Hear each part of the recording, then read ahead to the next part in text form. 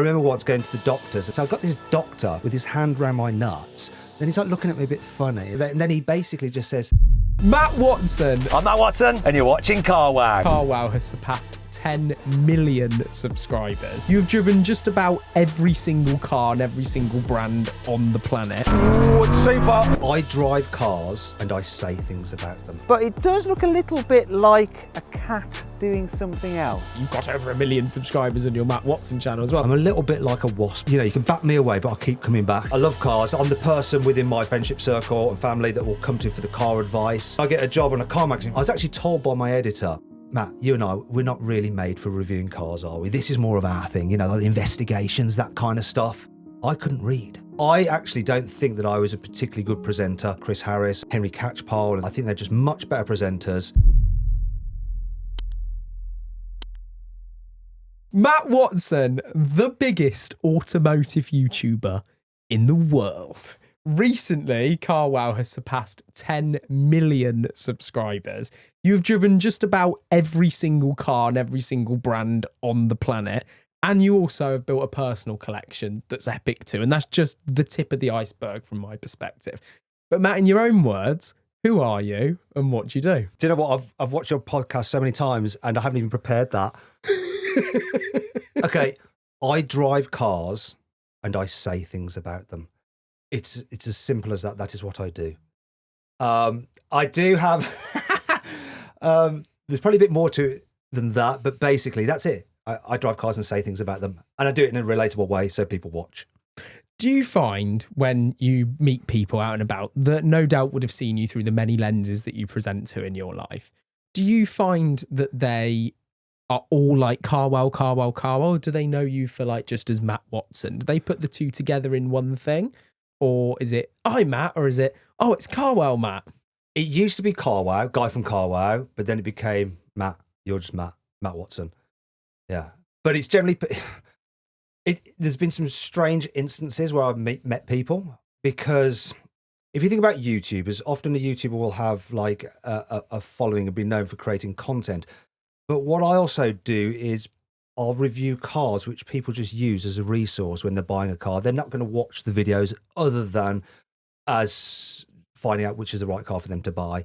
So you end up with two kind of audiences. There's the fans, and then there's people just, I know you from somewhere. Did you with the guy that fixed our washing machine? Or, you know, that kind of, I remember once going to the doctors and I ended up in hospital. I had MRSA and had to do a swab, and they do a swab around by your groin.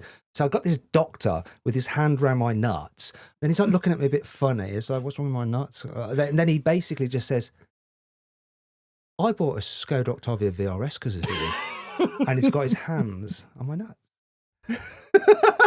But do you like that in any way? Well, he was actually quite gentle, so it was fine. Yeah, I do like it. So basically, I meet people come up to me because I've helped them choose the right car for them, and so that's nice. Or they're into cars. So walk down the street, it's not like you're on TV. It's not like TV famous. It's kind of people who know. So if you're into cars, you'll probably have come across my work. And so that's quite nice. So it's not like being like proper famous.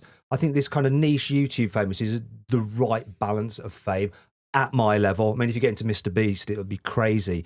But if it's like kind of niche, it's quite a nice thing because people generally watch because they like it or you've helped them. As you said at the start, you almost struggled to answer the question because I gave you so much positive news about yourself. Like, it makes you do that a little bit. But if I had 15, 20-year-old Matt sat opposite me right now, and I was interviewing you in the past, and I read him that line of the things that you've achieved, how would he have reacted? So this again makes me feel a little bit teary almost, just like kind of amazed. But me, when I'm in it, it's not enough. And you'll know what it's like because I'm sure you're the same. You've got all these different ventures going on. It's about where next. So it's about the journey really, isn't it, than where I want to be. Because actually, if you'd have asked that Matt of 20 years ago, it's like, so what's the internet? You know, you didn't even know this job existed. But this is why I love to do what I do. And it generally was why I kind of smiled when I saw the title of your new book. Uh-huh. Because your new book, the title, An A to Z of Cars. Yeah. What I like to do is an A to Z of my guests. And I think there's so much that you do that is present in the moment, whether it's selling a Suzuki Jimny and figuring out how to import them into the country or getting them around, or whatever car has just been released, or whatever drag race has just been filmed. Like everything that seems to be done and put out is very present with Matt Watson. And what I want to find out about today is actually the Matt Watson that's led us up to that present, because there really isn't a lot about that. And believe it or not, people do find you very, very interesting because of all these videos that you've created. So was there a moment that you can pinpoint for me in those earliest years, that lad that I would have interviewed at 15, 20 to tell him about what you've done now? Yeah. That you think was the most fundamental moment that set you on the trajectory to doing what you're doing now? Okay, so I didn't know what I wanted to do, right? Maybe if you'd have asked me when I was a kid, I'd have liked to have been an actor, right? But how from just some lad who goes to just a normal comp, just very average kind of background, how you'd ever be an actor, I don't know. People tell you have to have like a proper job to be able to afford a house, blah, blah, blah, blah, blah. And when I was growing up as well, you go see the careers advisor, it was basically, okay, you're either going to do like blue collar stuff, so like labouring and stuff like that, or maybe if you do a little bit better at school, you're going to do things like maybe be an accountant, a lawyer, a teacher, or whatever. And sure enough, I actually ended up being an accountant for a period of time. But you were an accountant that hid in a drawer was playing hide and seek, Yeah. getting caught by your MZ, right? Okay, so, sort of. So it wasn't the accountant in the sense that we all picture in our heads. Okay, so what is it? Is there anything that I did early on? I always managed to kind of get to do what I wanted to do despite what was around me. I sometimes describe myself, and a lot of the PRs who work in the motor industry, will probably laugh at this a little bit. I'm a little bit like a wasp at a picnic. Just like, you can bat me away, but I'll keep coming back and I'll end up with that jam sandwich. It's kind of that thing.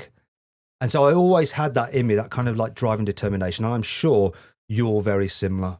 But that drive and determination is an ingredient that goes into a recipe, and you need all the ingredients to come together to make the recipe. Uh-huh. So like you just mentioned there that you went to go and see the careers advisor at school to kind of figure out It was mandatory, so where you were going. Okay, but you remember that moment more than kind of springing to mind saying my mum or dad told me that I could go and do this or want to go down that path. There's none of that really. So your horizons, like when you're growing up in the 80s, like I did, 80s, 90s, there was none of that. The possibility of what's out there was more just quite a narrow horizon, and you'd look at what your friends' dads did. So, one of my best mates, his dad was an MD of a company that made casters for seats, like on like office chairs and stuff like that. Plenty of teachers. The wealthiest people that we know, one was a lawyer, did like divorce law. So it's quite narrow. You didn't think about all the possible jobs out there, which, now you can just go on your phone and find out lots of different things that you could do. So it was kind of like just like bouncing your way to end up here. But there's a couple of things. One is I wanted to be an actor. So I like to perform. So you're quite extroverted early on. Am I extroverted? Probably not.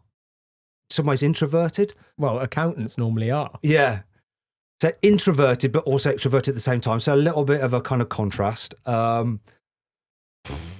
So yeah, it's quite funny. I didn't know we'd be getting so deep, but once again, I've like listened and watched so many of your podcasts, and so it's quite funny, like getting into the depths of it. Because it actually does make you think about it sometimes. Yeah. And sometimes it also proves that we don't have the answer to everything. Sometimes stuff just happens without us even realising. But to get to where you are, there has to be a certain element of passion. And to get passion, which is an ingredient, you have to capture it from somewhere. Like, it's very hard to have passion when you come from backgrounds that don't really have a lot of colour or vibrancy about them. You just mentioned, like, I'd look at what the friends' dads did and sort of pick up. Where did your passion come from?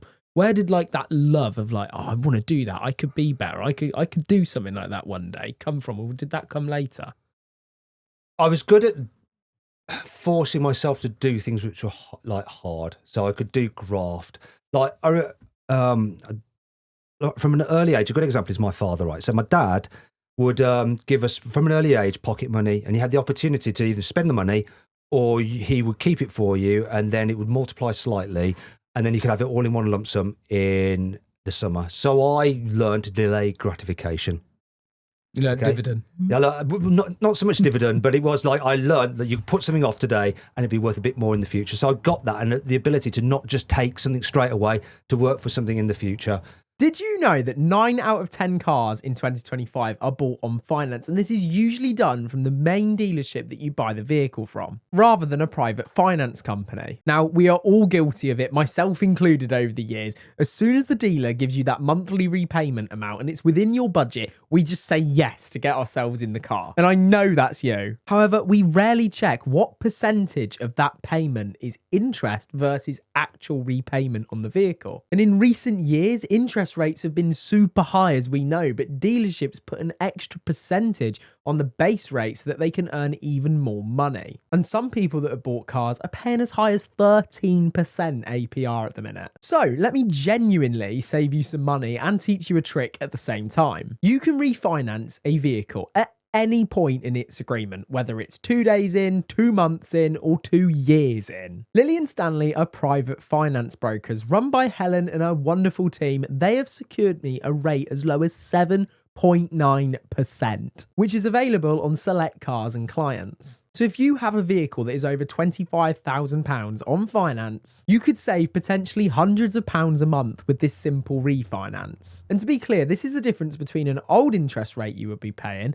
and the new interest rate you'd be paying. You'd be essentially saving the bit in the middle. Now that saving over the length of your agreement could actually add up to thousands of pounds. I personally use Lillian Stanley across all of my businesses and also for my personal fleet of cars, as well as this very van studio that I'm sat in recording this now. So if you're interested in saving money and getting a super low rate, the only way that you can qualify for it is by clicking the link in the description or as the pinned comment of the video. Genuinely, for compliance, to get that rate, you can't just call them up. You have to click the link in the description or the pinned comment of the video.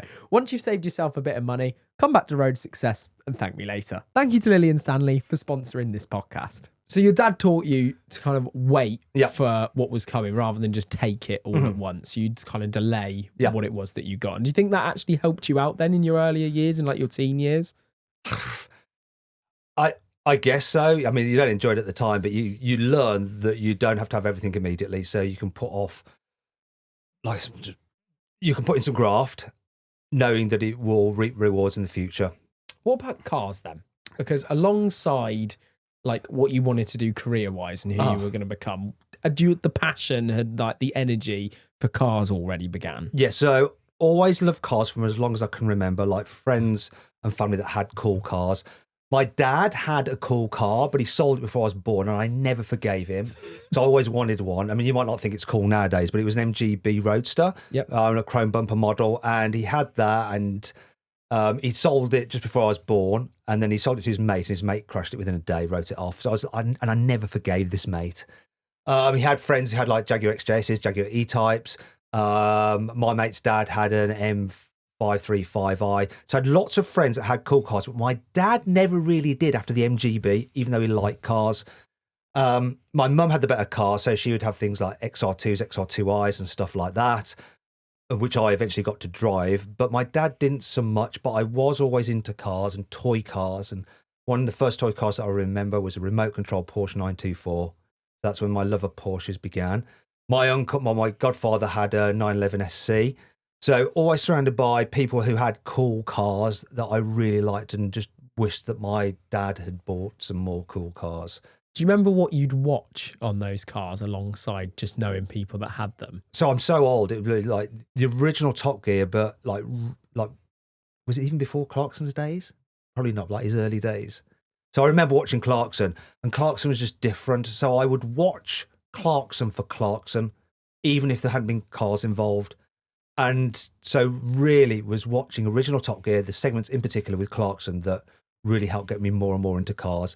And he also, from the early days, like telling you how to tell stories about cars in a way that isn't dull. Did you become sort of more interested in how something was written and kind of dissect the stuff he was doing rather than just kind of laughing at the thing itself? No, not at that point. I just thought, man, tall, odd-looking man with like curly hair, very funny.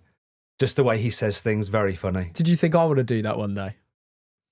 Later on in life, but not when I was watching it back then. No, I wasn't thinking that. Did you get, if we just make a jump for a second before I come back, did you get a moment when you got into, because at the beginning when you were at Dennis Publishing, your first channel grew over to like 800,000 subscribers, am I right? About 600 or something, Carwow. Something like that.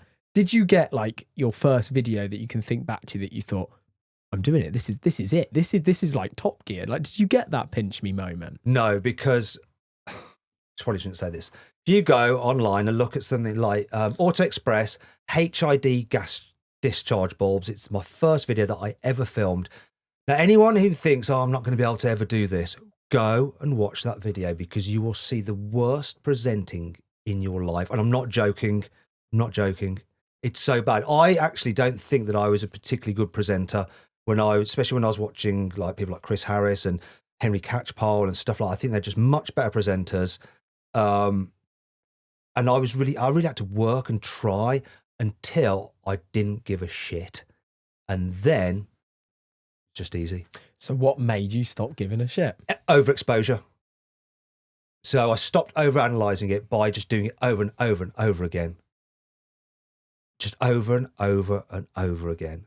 And I was so used to doing it that now I can do it. Have you ever read anything like the don't give a fuck kind of ethos, the mentality? As soon as you stop giving a fuck, it's when the fuck comes around. No, I've probably, but like with all the kind of like those self-help kind of books, you read them, think that's a great idea, then you forget about them. It's funny, that video, you want to hate it, but a small part of you I know doesn't, because it was the video that sparked what you do now, which you clearly love. So like, what made you stood there presenting a video about light bulbs? How had you gone from accountant hiding in a drawer to light bulb changing on car video? Okay, we should probably need to explain the account hiding in a drawer because it almost sounds like a metaphor. Like I'm just an accountant hiding in a drawer, I don't want anyone to see me. No, what actually happened? Shall I explain it?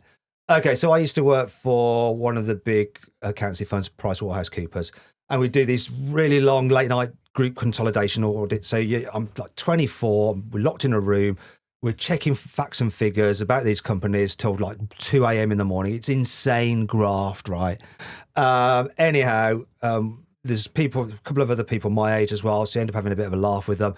We're so bored. We're waiting for some documents to come over from the States. We decided to play hide and seek in this rabbit warren of a building, which was the company's headquarters.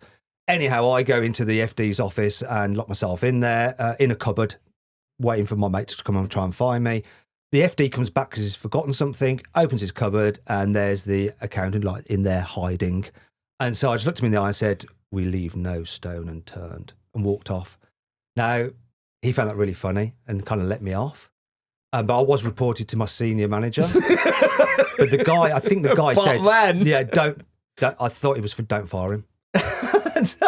And so I think I've done quite a few things and got away with them like that. But that's the story of why I was hiding in a drawer, cupboard. I hope you enjoyed the video. If you did, give it a like. Let me know which guests you'd like to see on the channel in the comments below. And if you haven't done so already, subscribe now and hit the bell icon to turn your notifications on. So then how did that transpire to be stood in front of a camera poorly presenting light bulbs? Okay, so before then, basically, I'm being a motoring journalist. No, I'm being a chartered accountant, and it pays well. So it pays well, and I get a job here in London, which is quite a decent amount of money from someone coming from Warsaw. My parents are dead pleased. But I've got a mate at PwC whose missus works on a local evening newspaper, and she's the only person I've ever spoken to in my entire life who talked about her job with any form of passion. And I just thought, this sounds so cool. You know, you're going off like interviewing people, finding out about them, hearing them tell their stories, then you get to tell their story to everyone else. I want to do that. So I decided at the age of I just qualified as an accountant. So I'm a qualified chartered accountant, and I thought, sod it, I'm now going to do a journalism course, and did a journalism course, qualified in that I think I did a fast track for like half a year, got NCTG qualification. I could do 100 words a minute shorthand. So then I got a job in a local evening newspaper for about a fifth of what this job offer was in London, and my parents were just like, What are you doing? What are you doing? My dad more so, who got his friend to like talk to me about it. My mum less so, because my mum probably figured out that he's probably going to do better at something that he likes. Did your mum and dad love what they did? So they were both teachers. My dad actually wanted to. My dad wanted to be an actuary. So he was super bright. He he was in like 2 or 3 years above his age group at school, which actually probably went against him in the long run. But back in those days, you had to pay for your apprenticeship. And his dad, who was a doctor, died, and then his family was skint after that. So he couldn't afford to the apprenticeship. So he went and became a teacher. But he was brilliant at maths, but also brilliant at sports. So he played county tennis, and so he became a PE teacher, and then a maths teacher, and then a deputy head, doing the school finances. So he was I think he might have, in some ways you could say, his skills weren't fully utilised in some ways, but he inspired some boys to go on to do the same kind of job as him, be teachers, be PE teachers, and some go and work in actual sport and stuff. So, But I can't believe it was 24 before you were almost captivated by a story of like somebody else saying to you, like your mate's missus, to think, I can actually go and do something that I'm really passionate about. Never really I'm willing thought about to it. jack all this in to do it. Yeah. It's kind of like a Eureka moment. Yeah, because then you're exposed, okay, so normal people can do these jobs. I never really thought about it. And if I'm brutally honest with you, I didn't read. I couldn't read. I couldn't sit still to read. I was in like a specialist... Which is quite funny with No, your right. book in front of you. So I've been talking about my new book here, Autobiography, an A to Z of cars. So I talk through all the car manufacturers from A to Z. Finding Z was quite interesting. And you'll see how I did it in this book if you buy it, which you can do now. You can pre-order it on Amazon. Okay, there's a link probably in the description maybe. There is, but people might be watching this after it's actually out, so you might not have to pre-order it. Oh yeah, so it will be available on Amazon. Go check it out. I mean, I'm so proud of it. I've always wanted to write a book, and here we are. And I hope you enjoy it. I think you will. Put my heart and soul into it, and yeah. And he clearly wants you to buy it because he spent an hour and a half in the back of my van just to talk about it. I used to be in the very me and a couple of other kids would be taken out of our maths class to be taught like reading because we couldn't really read. That bad. Yeah. But it's so funny, like some people are either really good with numbers or really good with English words. And some of them, like myself, are just useless with all of it and just have to just sit here talking all day long. So I think I'd rather be a specialist, but I think I can do everything, but only to a certain level. So an example of that is like, in the end, I ended up getting an A at GCSE, English, Lit and Language.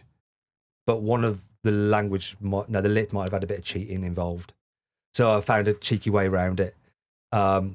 Probably wasn't the right thing to do, but that was, I'd always find a way of making things work. Then I was good at maths and science, but then when I went to university and I studied chemistry at university, I realised then that I ain't going to be anything in science. When you see people who are actually good at stuff, when you see people that are good at, like, you think you've got a talent for something, then you see someone who's actually good at it. Do you play golf or anything like that? Fishing. As you know. Yeah, okay. So how do you be good at fishing? Isn't it just luck? Hey, look, you're talking to a man that wanted to record this at my lake, so you're hiding something here. No, I'm not. I'm no good at fishing because you have to be patient for fishing. You don't seem me to be someone that's patient. How can you fish? You are. Yeah. Okay. Okay. I'm very patient. You have to keep this bit in because the thing is, I think when people watch this, what I like about it is it's not just one way. Like you learn about you as well. I can't stand in a queue at all. If there's a queue, I can't do it. It will absolutely kill me. But if I'm using patience as a superpower to calm my mind to make a better judged decision on something that will then get me further quicker, I'll be fine with it. Okay, so that's different. You're not patient. You're actually not patient. You are someone that is kind of doing mindfulness through fishing.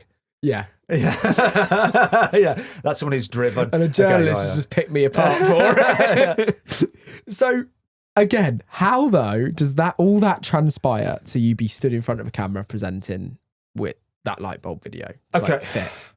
Okay, so I'm working on the local evening newspaper. Job comes up on Auto Express magazine.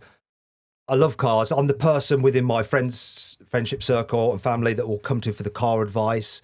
So I'm the one that researches cars and finds out about them. Not necessarily like reading magazines so much, but like watching things like Top Gear and just, chatting to people who are into cars or have cars to find out about them to then pass on that information. And then I get a job on a car magazine, which is freaking brilliant, right? So now I can get access to cars. Only I didn't get access to cars because the job that I got on the car magazine was the stuff. It was a section called Watchdog, which is you'd have like people would write into the magazine who'd have had problems with their car, and then I'd help get compensation from manufacturers. So I'd help negotiate their case. Now, the reason I was quite good at that, one, because of the Wasp analogy again, I wouldn't go away. But secondly, because as part of my accountancy degree, I used to audit big car dealership groups. So I understood how they all worked and their profit margins and stuff like that. I also used to, I did business law, so I understand like contract law. So I came from a place of being able to negotiate from like a legal point of view and a business point of view. So I was really quite good at this. And I sort of got pigeonholed into, because I was good at this and it was a job that you join a car magazine, you don't want to be doing that job. You want to be in the cars, right? So to fill that job's hard. So I was kept in that role. I was actually told by my editor, he was similar to me. He worked on a national newspaper and he wasn't necessarily slagging me off or putting me down. I remember him saying, Matt, you and I, we're not really made for reviewing cars, are we? This is more of our thing, like the investigations, that kind of stuff. I mean, I used to get stuff in the national newspapers and go on TV with like my investigations. And obviously he didn't want to lose that role from the magazine. But, it always stuck with me. Like, you're not the kind of person who can review cars. It's like, well, let's find out about that. And so what happened was on my magazine, it wasn't really possible. My face didn't sort of fit really for the car reviewing side. But I had a girlfriend who worked on Maxim magazine, and Maxim had a car section. So I made friends with the editor of Maxim, who was a bit more I was a bit more like, he was more my kind of person than I'd say than my car magazine editor was. So I kind of got on with him. He gave me the Maxim car pages. So I'd then get cars through Maxim. So I'd start like reviewing cars for Maxim rather than Auto Express. And obviously the reach for Maxim was bigger.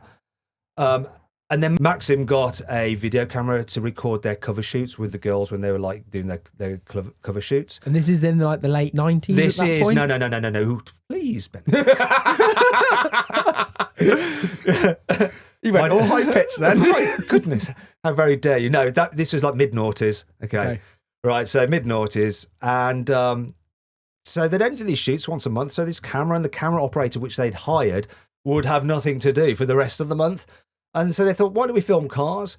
Now, a lot of the car journalists didn't want to mess around with filming stuff. That's just showing off. We want to write our opinion on these cars. Yeah. And I was like, I'll do it. I'll get access to some more cars. I'll get to drive some more cars. Plus, like I said, I quite fancied being an actor when I was a kid. I used to be like school plays and local Amdram kind of stuff. So I didn't mind showing off a bit. And so I did it. And, that video was the first thing that I did. It wasn't a review of a car, but it was the first thing that I did for Auto Express. And then after that, I did more and more and more because people didn't want to do it. And the truth is, there's a lot of the journalists who didn't want to do it. Whereas if you went and filmed, if you look at their videos compared to my early ones, they were better than me. It's weird that, isn't it? Because even I know the kind of journalists you're actually referring to, because they're the kind of journalists that are very, very hard to get on something like the podcast. Because when they see this form of media, they almost look at me as like this young age crypto, probably selling a course somewhere, entrepreneur that's doing a podcast to help flog their courses or something. Yeah.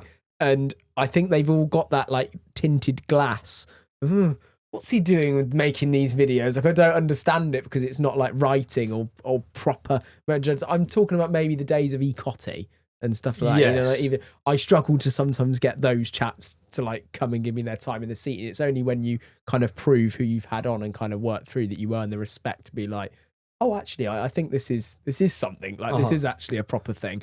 But that's kind of the pushback I find. It sounds like there's almost like a similar thing. Those guys just looked at the camera and looked at sort of new age stuff as, well, that's not proper motoring journalism. That's back then. I mean, some others did, like, for instance, I'm not talking about like Henry Catchwell was like later. I love Henry. Yeah, so I met him at Caffeine and Machine. He's fabulous. Yeah, so his He's late. I'm talking. It was like, when was it? I think it was 2007. My first video, 2008, something like that. And so he'd have been Super Junior then anyway. But it was more like the older guys weren't so interested in it. And no one knew where it was going to go. No one knew what was going to happen with YouTube. I mean, you could say with hindsight, well, it's pretty blooming obvious. But it's like you just mentioned crypto. It's like with crypto, who knew that it was going to be where it is today? And like in the future, we don't know where it's going to be either. When did you start to know about YouTube, though? Obviously, it launched in 2006. You grew that first channel to north of 600,000 subscribers that you built. When did you start to really get it, though, in that perspective? So I knew it was an opportunity. Now, before I really, really got into like the YouTube thing, YouTube was more just a place of where we'd like just upload the videos as well. I actually did this digital magazine called iMotor. So it was based on like Flash, and you know what Flash is, yeah? Okay. Okay, so it's like a some form of HTML, right? Okay. And it's like page turning kind of thing on your computer screen. So you're using your mouse to turn the pages, Okay. and you could interact with bits of it. And part of it was a video player, so you'd have a video player. And that's when I really started getting to producing the videos and trying to do them slightly different than a normal review. Anyway, we launched that, and it was funded by ads, and we launched it just as like the 2008 global economic crisis hit. So no one was spending money on ads. So it actually had quite a good reach, like 150,000 people to open it, an issue, which was pretty decent. So, and we saw how many people watched the videos and how much interacted with like the written content, which was really quite short, but we'd have like games in there. I did certain Flash games, which actually got picked up by blogs and got like shared all around the world with like millions of views. It was like kind of crazy. I don't know if I can say this one. We did this. It was, remember when Jeremy Clarkson did this whole thing about truckers and prostitutes? Yes. We did a game which was like a side scroller where you're Jeremy Clarkson in like a truck, and you had to like dodge. I don't know. I think dodge the. Or you were in a truck and you had to dodge the police and like run over the. I don't know. It was something really dodgy anyway. It's basically GTA in your car. It's kind of, yeah, but really poorly done. But it got shared on loads of the blogs and stuff. So, it did decent numbers, but that's when I really got into doing the videos properly and trying to find and do them in a way that was more engaging than probably how a standard written review in a weekly car magazine would have been structured. And did you have a video, though, that you uploaded to YouTube that was like one of your, Christ, what the hell's happened to that? When it you wasn't opened like it? that Yeah. then. It wasn't quite like that then. Now, I didn't have access to the cars that people like Steve Sutcliffe, Chris Harris would have. Those are the ones where they really went mental because no one else back in those days could get access to these cars. It's different now. They had the weight of the magazine behind them and they were known personalities on the magazine. Now, I wasn't. And so I got some of the scraps. And so you didn't really get I wouldn't be in the Ferraris and stuff like that. I might, if I'm lucky, get an M car. I actually then, once that thing went bust, I set up Car Buyer. All the videos for Car Buyer. So it was basically a rip-off of What Car in a way. And we decided to have like videos a core part of its content strategy. And I set up what the videos are like and how they're delivered. And I just basically was just consumer related reviews, but done in a way. And I still use this format in a way where I'm just your car expert, mate, and I'm going to talk you around the car and we'll have some fun while doing it. It's not going to be stuffy. It's not going to be like pulling teeth, trying to do your research on this car. I'm going to try and make it easier and fun for you. My girlfriend can't get in and out of a car with a water bottle without mentioning your name. Yeah. Like, he's like, just going to do the Matt Watson test into the side door or whatever. But that's obviously transpires because it comes across to people. Do you know where that comes from? No. Okay, so the water bottle test, which some people think is stupid, but I think it actually came from a BMW, the original X3 or the second generation X3 launch, when they said they redesigned the door bins on it so that it could fit a 1 litre bottle after a focus group. And I thought, that's absolutely right. The old car was a real pain, whereas this is... And so I thought that's important to people. And so I thought I gathered a lot of this kind of information that I thought from various sources would be important to consumers, what they're going to want to know about when they're doing their research on which car to buy. And this isn't car fans, it's normal people buying cars. Yeah. Okay, so that's where it comes from. And I knew that we had a bit of reach when I was on the train somewhere and some guy who was actually on a placement from China came over and just put a water bottle on the table and goes, "You'll be needing that to check out the door bins," and then just walked off.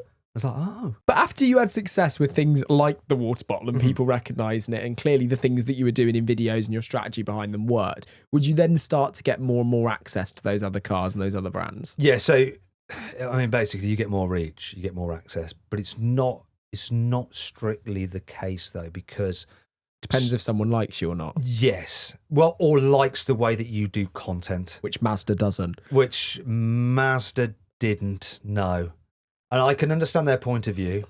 Because you compared their car to a shitting cat. And to a cat having it.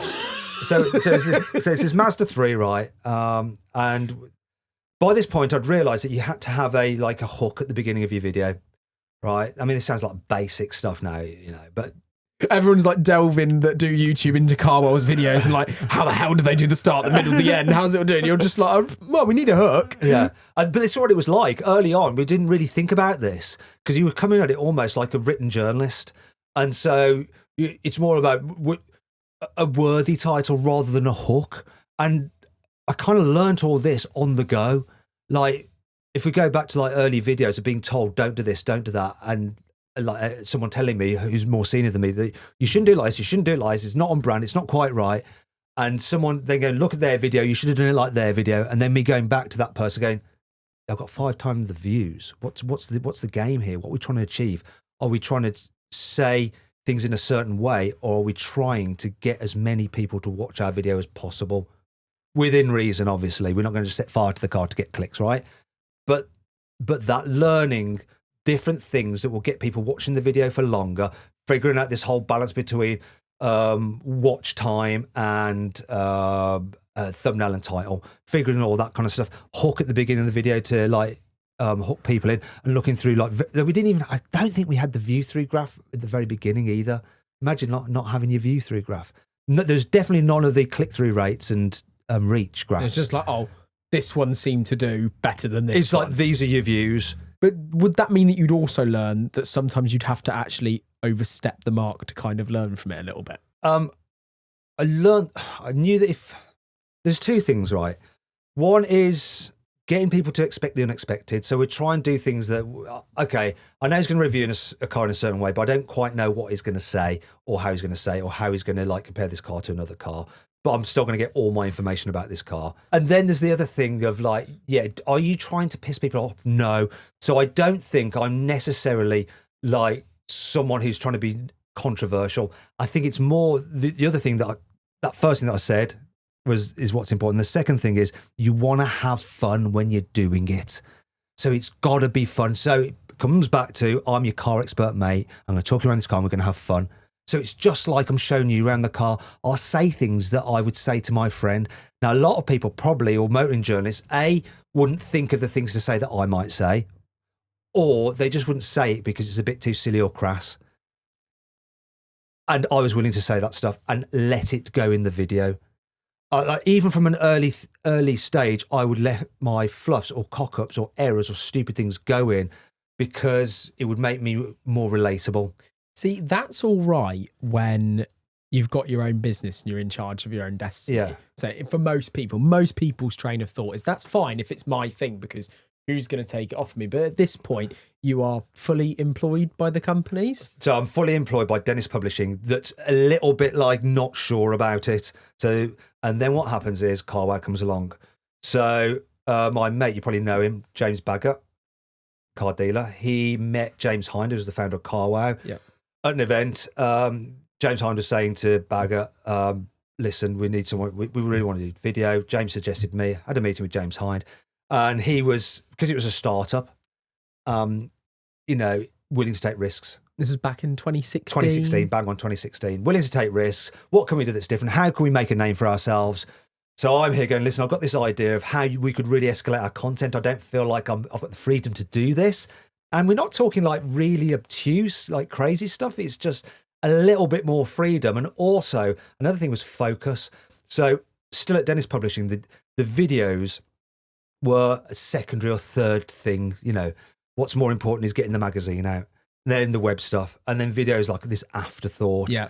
So it doesn't have much prominence. And I completely understand that for that point in time, because when you look at the income, like the ad revenue and stuff, doesn't make any financial sense. So it takes a really strategic person, and with it aligning with that overall strategic vision to be able to go, let's invest in this. Because you could argue that someone like Evo could have had this whole thing wrapped up ages ago, because they were pulling in big numbers, had access to cars. Same with Autocar more so, dropped the ball. But when you look at it from a financial point of view and how their businesses were monetized, they actually made the right decision at that point in time. It's so funny you talking about having access to cars, because it's like along this timeline, I try and do these podcasts and envision it as like a timeline. You're sort of working so hard to gain access to these cars. And like, you'd be happy with an M car where some are getting into the Ferrari stuff. And now on the drag races, what we see is actual private individuals' cars going up the runway a lot of the time. It's kind of funny how that's sort of spun on its head, that now the thing that the access of cars go to is actually you'd rather have a public member's car than a brand's car. It depends. Okay, so we're jumping forward quite a bit, but we'll take the cars where we can get them. Depending on what we're doing, if it's like a team car drag race, then we definitely need punters' cars. If it's a Ferrari, it needs to be a punter's car, because Ferrari will not lend me cars. Just won't. Used to, but won't. But fortunately, we have all sorts of demographics watching us. And they will lend us their cars. It's easier getting cars from a manufacturer, but over time, their fleets have shrunk, and the ask for their fleets has grown and grown and grown. If you think of it from a car manufacturer's point of view, in the past, they'd probably have to deal with 15 titles. You'd have your major magazines and some newspapers. Now it's so many different people, so many different media, so many different platforms, and their budgets are shrinking as well. It's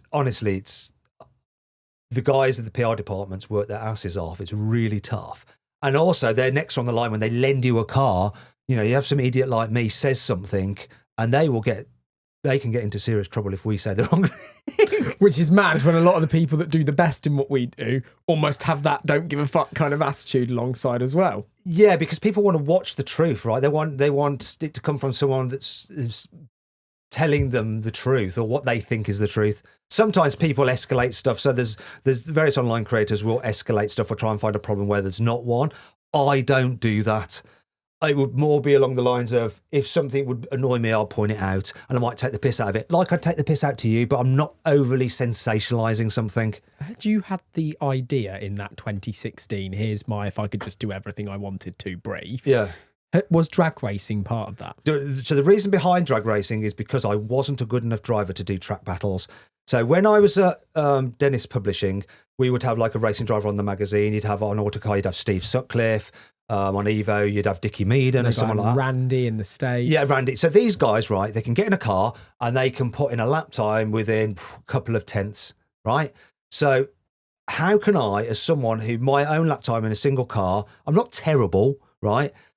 But my own lap time can vary by, and we're not talking about tyres affecting it or heat soak or anything like that. My own lap time would be seconds, depending on if I've nailed it or not, right? And so how can I analyse a car and give a verdict based on lap time? How can I do that? I can't. And so what I can do, though, is accelerate in a straight line, right, like most people can. Now, the beauty of it, though, is that... It's actually harder than you think to go at the right time sometimes with that kind of thing. So actually, but through practice, you can do that quite easily. So we can time it. Because when we drag race, we're trying to get the cars to leave at exactly the same time. So the viewer sees a fair representation of how the cars perform side by side.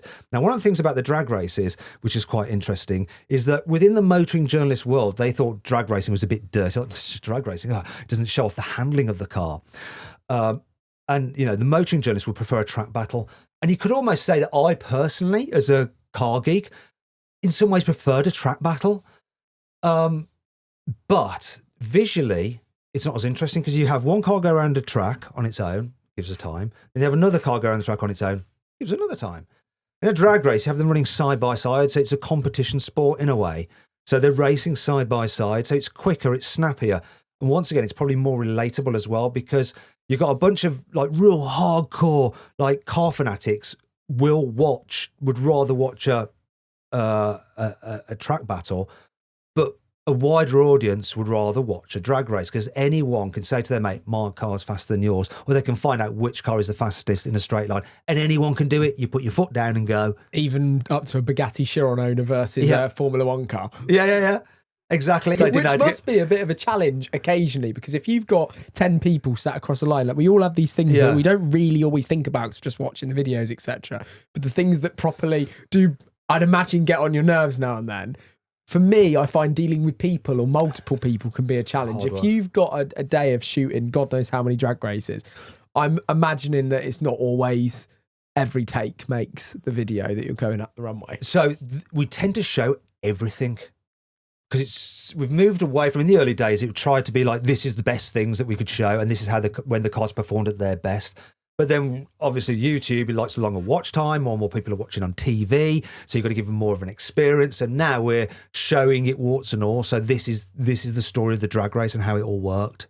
As much as you've had manufacturers that have not wanted to give you their cars anymore for various reasons, have you had individuals that have come and done the drag race that didn't want the video to go out afterwards? Not really. It's pretty decent on the whole. Yeah, I mean, there's been a couple that haven't been so sure who weren't so sure after it when I go, I'm not so happy about this. But no one has said, I want you to take it down. No one has had any real problems. And they're there on the day. What we find is that sometimes people want to drive their own cars, which is fair enough, right? And we'll probably let them have a go. And if they're good enough, they can keep on having a go. But if they're not and they can't quite launch, it's like, mate, listen, do you really want your car to not perform as well? Maybe we'll put racing driver Sam in here or one of our guys to just launch it. But we're happy for people to drive their own cars if A, they're insured, and B, they can show them off in their best light. And how many are you recording on a single day? Well, it can depend from 1 to, I think we did 8 once. 8 drag races in a day. And some of them are with like 8 cars in the same drag race. No, so you can figure it out. The more cars you add, the more variable, the more that can go wrong, the more false starts, more problems with the cars won't go into launch, more problems with, this one's got a puncher now. You know, all the kind of stuff that can happen. How many drag races are you like filming in a month? How many days do you head to that track? So we try to do two a week. That's the aim. At one stage, we were doing a total of, we did, I think, 7 videos a week.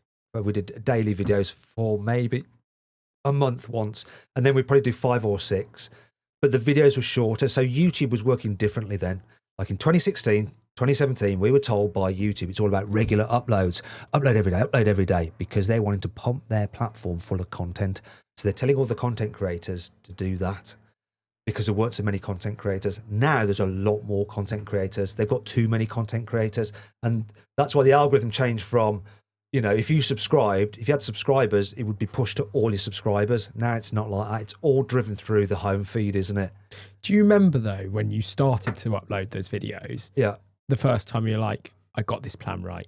What I said to them, this goal, this vision I had for what I wanted to do with the CarWow channel, this is going to work, this. Would you ever have those moments? Or should you just kind of roll with it? Do you have those moments? Definitely. Okay, so I don't. I'm crap at that. I'm crap at celebrating success. I'll move on to the next one and the next one. So it's done. Like 10 million. It's just a number. Is that because someone else has got more out there, so you may as well just go and chase the next one? Are you actively chasing the next number, or is that number just a thing on the journey to where the only thing that you chase is the next video upload? How's that doing? And that, I mean, YouTube was so smart with their ranking. From, if you don't do YouTube yourself, they have this ranking where it shows how your videos perform to your last 10, and that basically feeds on your dopamine cycle, right? And it does. It just hooks you in, and so you're watching it, monitoring it. But usually, you can tell, unless you package your video wrong with the title and thumbnail, you can tell where it's going to come out in the long term. And so, even though you know that, you'll still keep going back to check the numbers. But it's quite funny how it does and they've got loads of people hooked. How often are you on your studio app a day? Too much. And in a way that it does, I'm not learning from it. I'm not necessarily it's learning. It's almost like vaping. You just open the app because you need to see it again. Yeah. So, I don't know if you're like that. Are you like that? Yeah, very much so. And you don't feel satisfied. It's a bit like doom scrolling TikTok. You got the same kind of hollow feeling after doing it.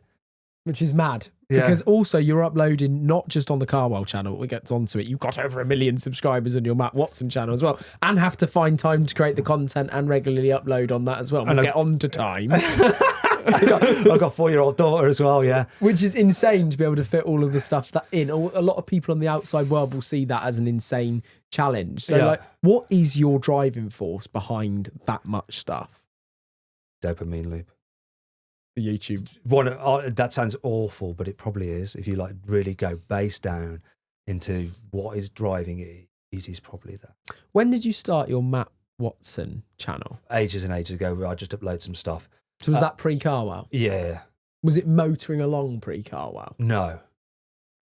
Okay. Because I didn't do it enough.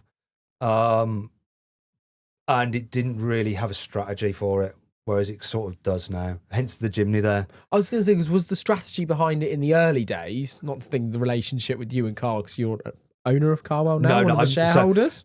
You've got shares in CarWow. So I've got shares in CarWow. Yes. So let's make this clear in case there's like some videos or something that come out later. Yeah, no, about whether I'm an owner. I was going to question this in another way, but we're here now. So CarWow, right? CarWow is it's a car changing platform, right? It's a marketplace where people can go and sell their current car and buy their next car or lease their car. You can do all your car changing through CarWow, be it a new car or a used car, right? And you can find out all the information you need to know about cars, check different offers, sell your new car through it, and buy or lease your next new or used car. The YouTube side is like a big part of it as well. It generates income, and it also is great marketing. Yeah, it's literally marketing that's paying for itself. Yeah, and then some. And you know, it's kind of like my baby. I've been in it from the beginning. Me and Jack. Hello, Jack. If you're watching, probably won't be. Probably editing a video.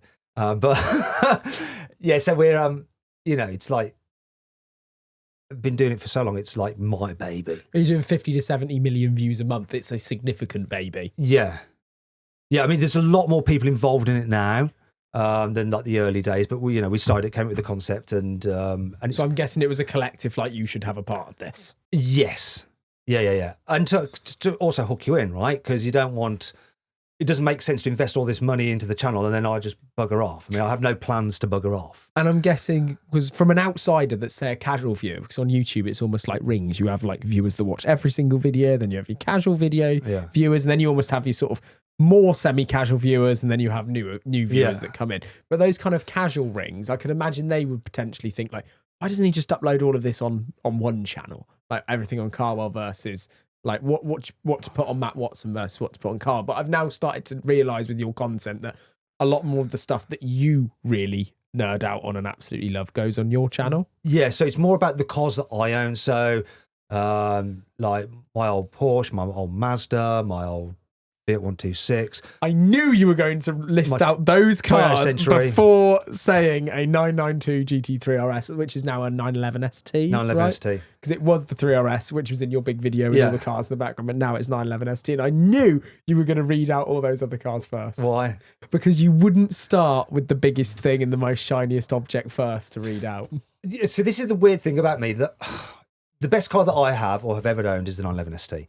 In fact, I'd get to drive loads and loads of cars, and if you just said you can have any car in the world, you can't sell it, and all maintenance and everything is free.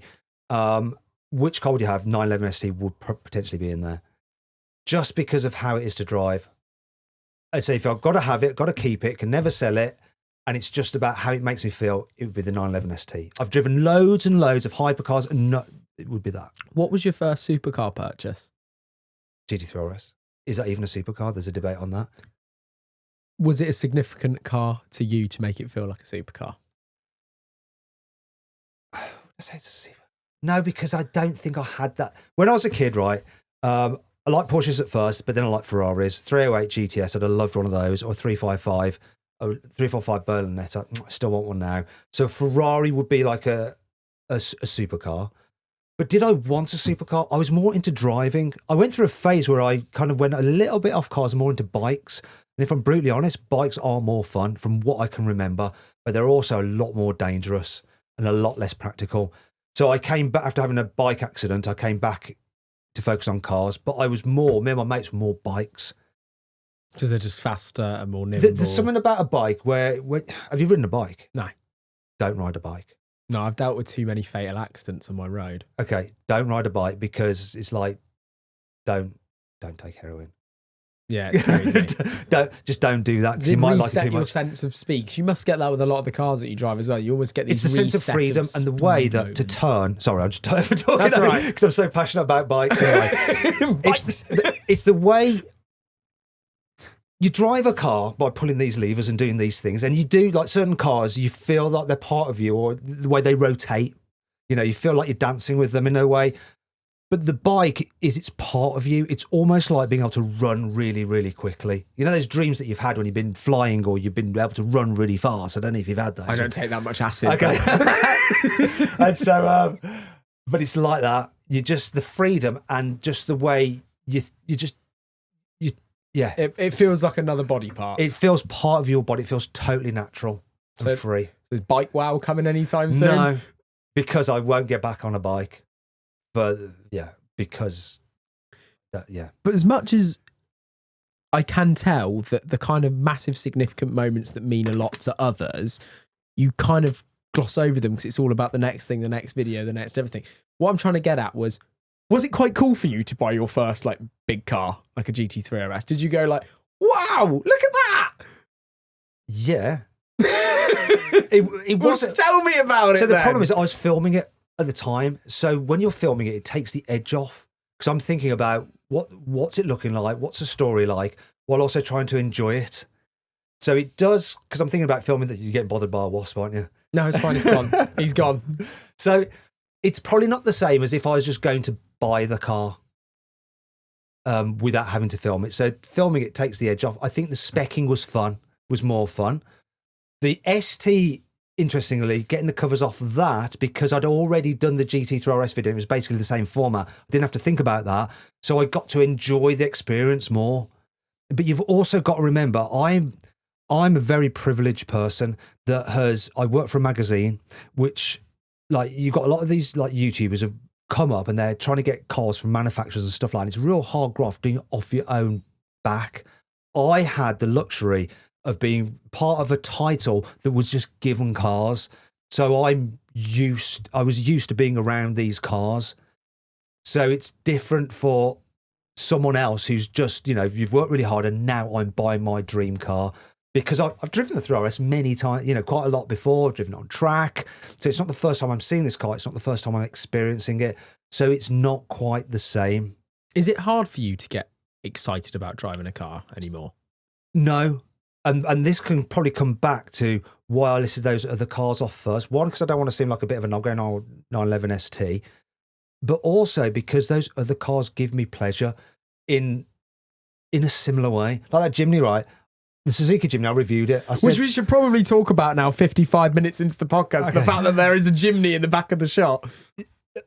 Yeah, so I'm selling Jimny. I did a video on about importing Jimnys. I started importing cars from Japan because I love Japanese cars. I love Japanese culture. I love the Japanese people. And so I just went over to Japan to do some stuff for CarWow, went to an auction, bought a car, imported it back. Then I thought that was a Honda S660. Always wanted one of those. Didn't really get them in the UK, so I imported one back. Then I got a Toyota Century, which is Japan's only V12. So I thought I wouldn't mind one of those. And it sums up everything I like about the Japanese. Understated, supremely well built. And so I imported one of those, and I loved importing that as well. And it's more, each of these cars have a very special character to them. So this has a character. When I reviewed this car, I said, a lot of people be looking at that going, oh, do you know what? I could do with like a little SUV. That looks like a mini G-Wagon. That'd be perfect for my life. But actually, no, you have to be a bit of a car fan to like a Jimny because there's a lot that's shit about it when you're driving it on the road. You're constantly having to steer it. The back seats are a bit cramped. But it's got character. And all the cars I have character.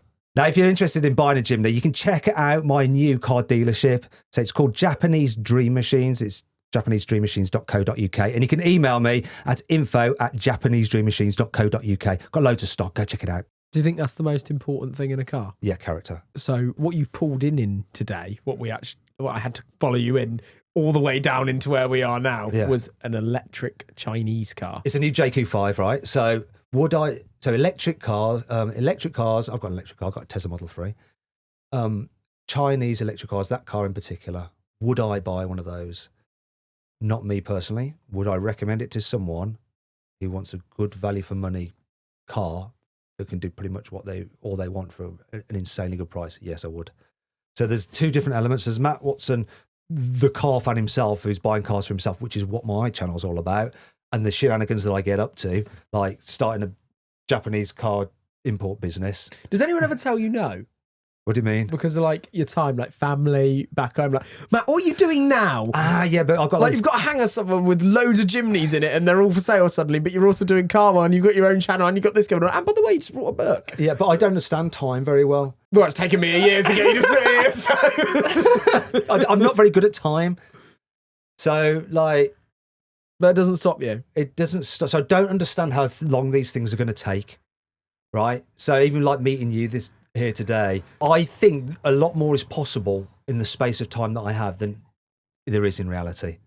So I get myself into these situations and then you have to sort of follow them through. I mean, you've got a lot of things going on. There's quite a few plates spinning, aren't there? There is, but it just kind of happens. I just kind of do it. And I'm the same thing. Like this morning, I thought that, okay, my journey's X. I need to get up. It will take me 15 minutes to leave the house. It took me 35 minutes to leave the house. It's like, it's so hard sometimes to manage time when you have so much stuff going on because the unexpected could happen. You know, you need a poo. Yeah. It's one of those things. Those Gurt wings. Yeah, it's all that buffalo sauce. But that is genuinely the stuff that actually causes like me to be late now because like time's down to such a finite thing. Is the kind of unexpected that goes along the way. With all of the stuff that you have to encompass under a certain amount of time, what is your biggest challenge that you face in like your day-to-day life? It is that juggle of time and where to prioritize it. In some way, sometimes I can get distracted with the things that aren't so important and get hung up on stuff. And this comes down to, in some ways, why I can be good as a car reviewer, because I will spend an unnecessary amount of time with that car that I've got there, JQ5, driving it on various surfaces of road to find out exactly what it's like, even though really the people that are going to buy it probably, as long as it's not, I just need to find out if it's shit or not. And if it's not shit, I can just say it's not shit.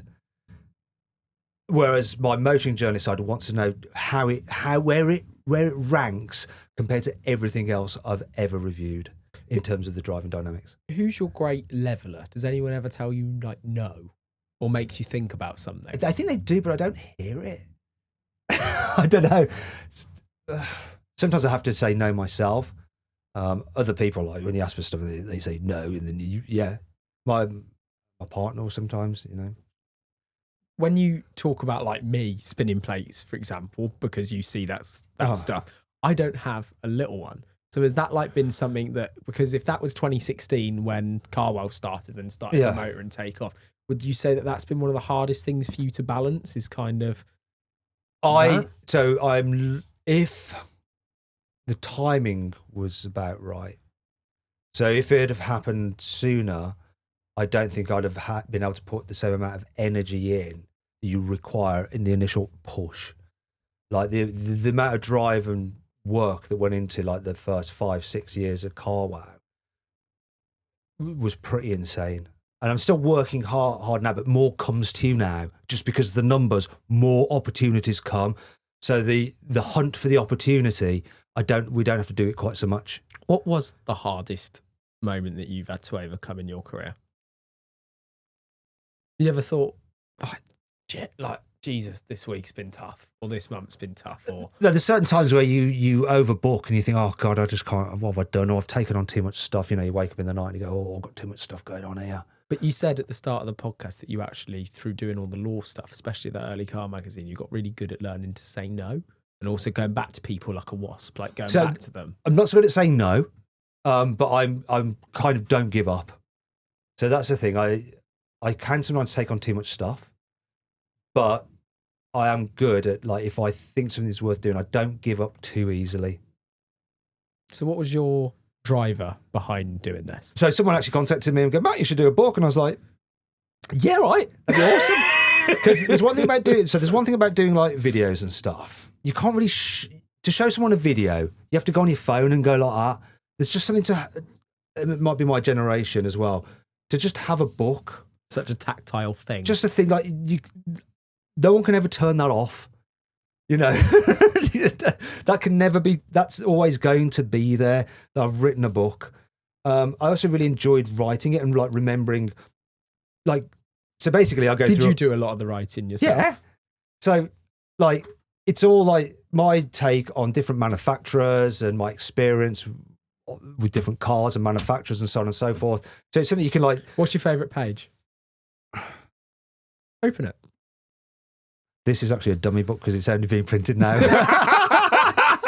We caught him out. What is my favourite? Do you know what my favourite? Shit. I know my favourite page actually. It's the one where I dedicate it to my daughter. So I said, this is for my amazing daughter Grace. I always thought it'd be cool to have a book dedicated to me, and now you do. So I can go, look, that's for you. And she likes cars. That's the main thing. We talk about those moments that I feel, for like most of the podcasts, hitting 10 million subscribers, hitting 1 million subscribers, numberary kind of moments. And you're just, oh, yeah. Yeah. No, it's not. Sorry, that sounds really flippant. Me going, yeah, well, it's more the fact of when I sit down and look at it and go, oh, yeah, that's really incredible that we've done that we've been able to achieve it. But it's almost because there's so much going on, you don't have the time to sit and appreciate it. What did you guys do when you hit 10 million subscribers? Because there's a big team at CarWow. It took a while, but the video team went and had a meal, and because I was off filming somewhere else, make it. Did you find that quite pretty bad? I feel really bad that we didn't have the time. But then they're more like, we will need more videos out. Get out, you know. It is just a really tough balance. It's just, yeah. I mean, this is one of the things I think as well, looking back at YouTube from how we started and how we structured the channel. YouTube has changed, and in hindsight, I would structure it differently. But that's YouTube. We spend so much time talking about YouTube. Mm-hmm. We've already mentioned the words Top Gear once. Yeah. Top Gear obviously become the Grand Tour. Mm-hmm. And we know recently they've gone out and taken on 3 new presenters, or a team of new presenters. If the phone rang from Amazon, they've got your book listed, but to have you listed on their screens. Yeah, check it out on Amazon. Would you be saying, yeah, sure? Well, I think you'd be mad not to. And it's quite funny. Like, have you read Chris Harris's book? So he basically goes into how he thought it was a poison chalice, but he took it because you could not take it. Because sometime you'd be led on your deathbed. Yeah, and it has worked out for him. You know, it's elevated him. And it's also, the experience to do it, to do something different. Because you'd always wonder with a phone call like that or an opportunity like that, what would happen if you didn't do it? There is one thing that's different, though. I would not give up. I'd figure out, if you want me to do it, how do we make it work alongside CarWow? Is that still a goal of yours in the back of your head to do one of those? So I know you've done TV before, but I'm talking about the Grand Tour, Top Gear. No, it's not. But I wouldn't go hunting it. And I would rather, and this is part of the thing of one thing I love about YouTube, and I don't own CarWow, but, I've got full autonomy of what goes on the channel. Same in my own channel, right? The control that you have, I'm not, especially on my own channel, I'm not going to ever fire myself. You don't have that. You can decide, you make the calls. You can decide whether you're pushing it too far or not. You're not justifying it to anyone else. You're making those decisions. And I think that one of the problems that I would find, and I did find it with TV, there's 2 things I found a problem. One was the creative, not entirely, I like creative control. And the second thing is the standing around. I can't stand around. And so I'd find it very hard with all the camera setup and stuff like that. Yeah, I could get over it, but that whole standing around for the shot, because one of the things that's very different, I think, for YouTube, and strong production values really, really do matter now more than ever because people are watching TV. But ultimately, I think what YouTube still comes down to, the story is the king. So be it the car or the narrative, that is what matters. As long as your audio is okay. You can't have shit audio, can you? Do you think you've recorded your best ever video yet? Do you know what? All these questions that you're asking me are not kind of things that I really think about. So do I think about, have I recorded my best ever video?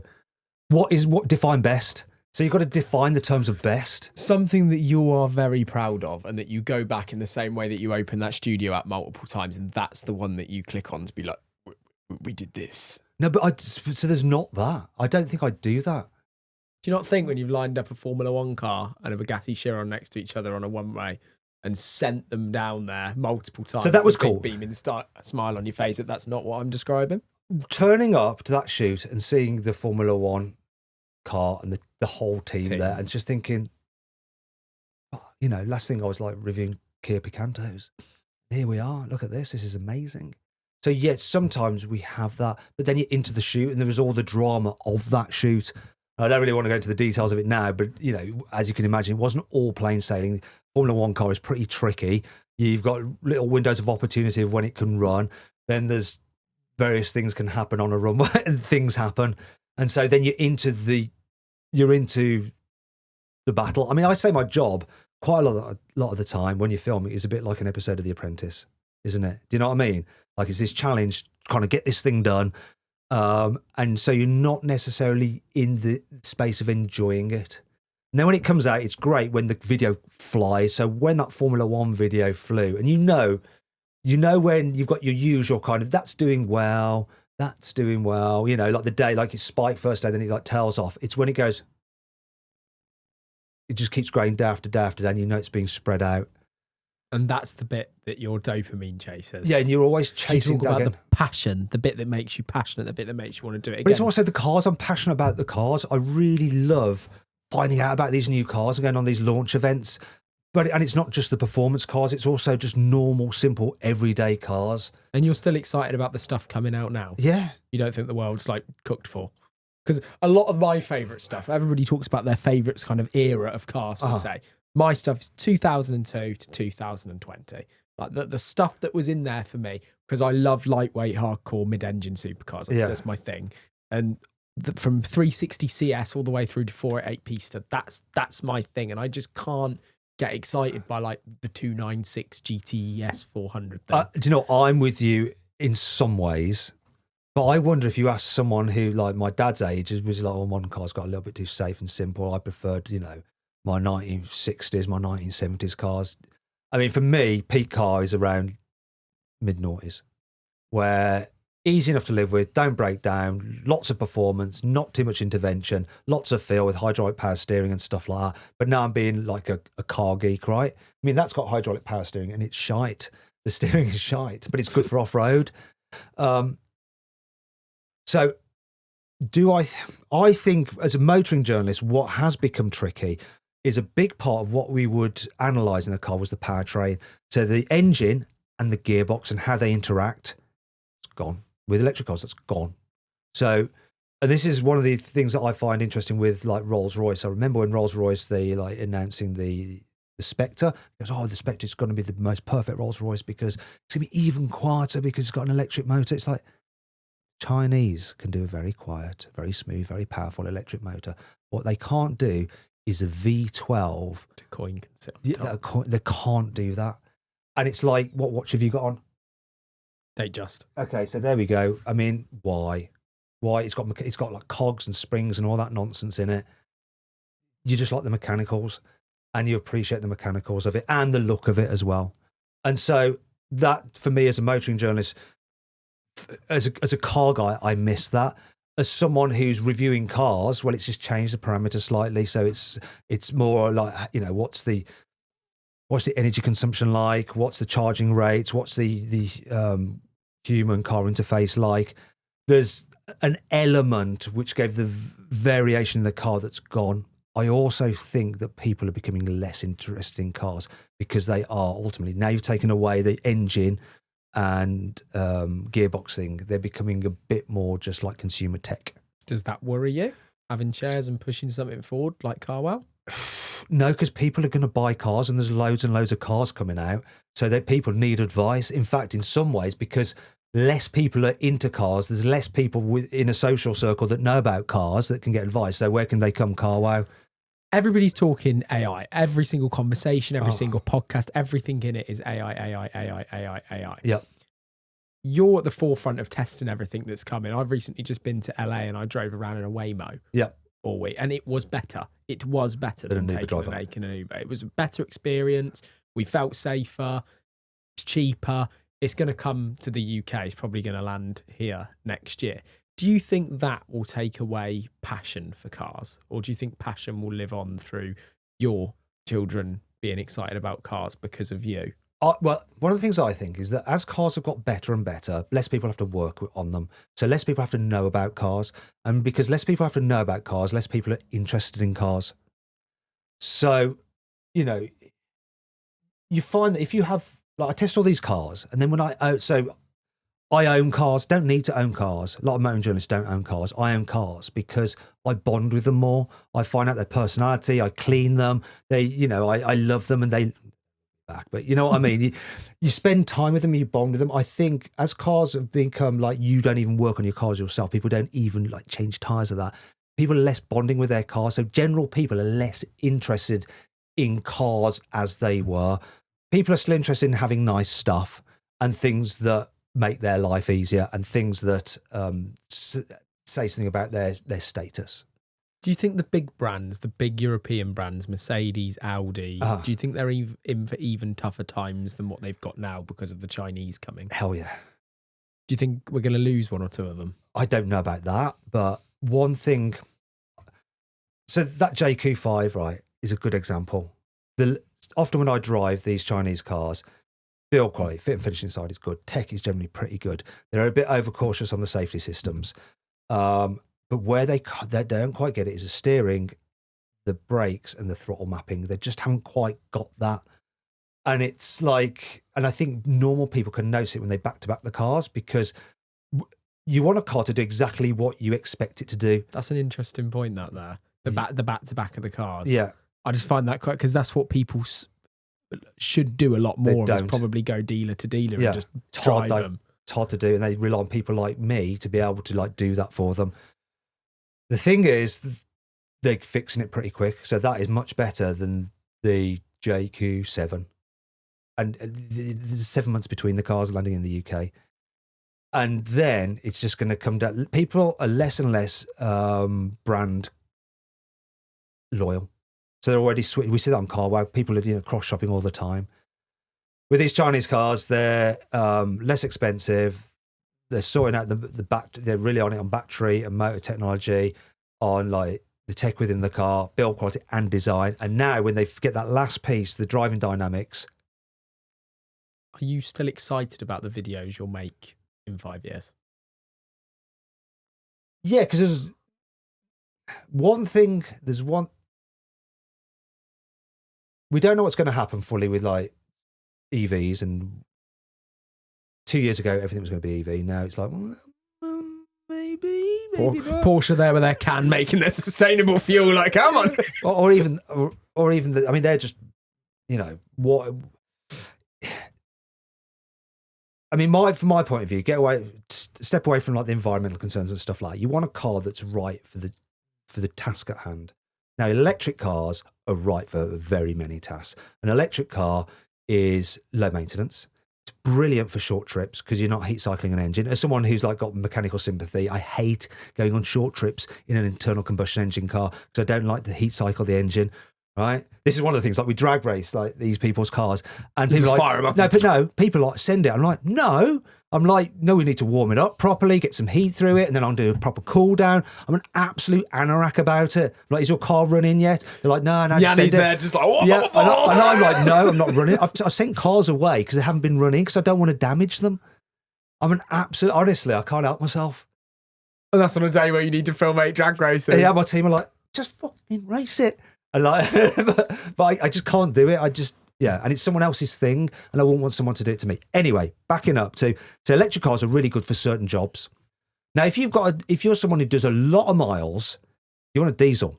You just want a diesel, right? You want to not have to keep on filling it up all the time, or remember to plug it in at home. You want 600 miles in your tank, and you drive it. And if you run out because you've been working late up north, you want to get in your car and they can fill it up immediately. There was a video recently that I was absolutely hooked by. It was my friend Joe Achilles did one, which was he drove 1,000 miles in a Passat.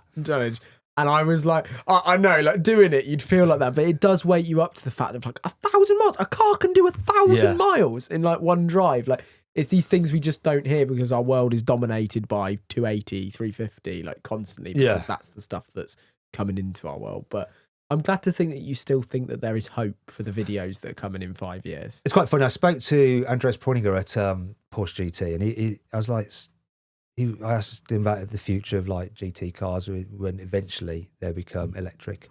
And he said, you know what? It's not for me, but it's for the next generation. They will figure out, engineers' jobs are to solve problems. They will solve the problem of how to make a car fun. Well, I think that is a pretty good way to close up this episode of Road to Success. And the fact that there is actually some hope out there for your children that might be into cars and mine in the future and all the rest of it. But Matt, I think to put your story of actually how you got to where you are today on this podcast, because there really isn't that much out there, is a lot of people will thank you for that, because there's so many things in there that are relatable to so many people. I think that's good. I think it's good to give people hope, just like cars in 5 years. So thank you so much for joining me in the back of my van. No, it's lovely. And if you want to find out more kind of like linear path of how I got into it, there's some in the beginning of this book.